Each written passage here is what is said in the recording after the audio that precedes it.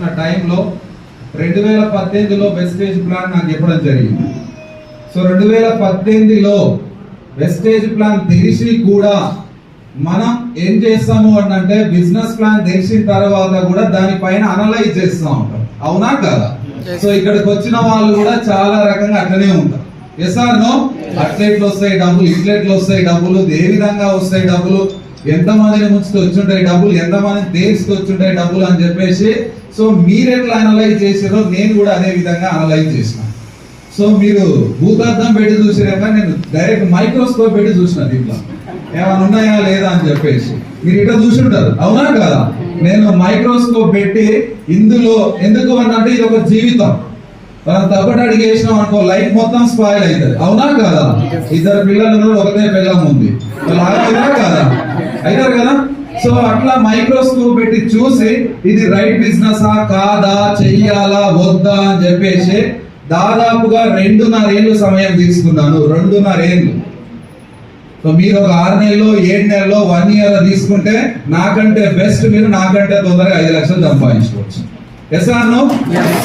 So నేను 2.5 ఏళ్ళు time తీసుకున్న దీనిపైన అనలైజ్ చేయడానికి. సో మేడం నాకు అవకాశం ఇచ్చిన మేడం పూర్ణిమ మేడం, అప్పుడు ఈ బిజినెస్ లో రాకముందు ఇప్పుడు మేడం మేడం అంటున్నా, అప్పుడు అన్న ఒక సోపు కొనన్న 46 రూపాయలే అని అన్నది. ఒక్కటి ఆధార్ కార్డు మీ మేడం పంపించి ఒక సోపు కొన్నానా బిజినెస్ స్టార్ట్ అవుతుంది అంటే నేనేమన్నా అంటే నువ్వు ఇన్నిసార్లు గట్టిగా చెప్తున్నావు అంటే ఒక సోపు కొంటే నీకు ఎన్ని డబ్బులు వస్తాయి, అందుకే 5 సార్లు గట్టిగా చెప్తున్నావు, నేను కొననే కొనని చెప్పిన. అర్థమైనా? నేను కొననే కొనని చెప్పిన, డైరెక్ట్ ఫేస్ టు ఫేస్. నేను కొననే కొనను, మళ్ళీసారి నాకు చేయకని చెప్పిన. సరే వదిలేస్తారా అని చూస్తే వదిలేయలేదు. 2018లో చెప్పిన ప్లాన్ వాళ్ళు నాకు చెప్పి వదిలేసారు, నేను కూడా పాయింట్ వదిలేసిన. ఎన్నోసార్లు దాసార్లు నన్ను టచ్ చేసారు, చెయ్యి బ్రదర్ బాగుంటుంది, చెయ్యి బ్రదర్ బాగుంటుంది, చెయ్యి బ్రదర్ బాగుంటుంది అంటే నాకు ఎట్లా తప్పించుకోవాలో మార్గాలు ఉన్నాయి, అన్ని మార్గాల ద్వారా బిజినెస్ తప్పించుకున్నా. ఎన్ని మార్గాలు ఉన్నాయి అన్ని మార్గాలను యూటిలైజ్ చేసిన, తప్పించుకున్నా. కానీ 2021లో ఫిబ్రవరి 1వ డేట్, ఫస్ట్ డేట్ 2021 1వ తారీఖున ఫేస్బుక్ ఎందుకో సాయంత్రం పూట మా వైఫ్ నేను ఇద్దరం కూర్చొని ఫేస్బుక్ ఓపెన్ చేసాం.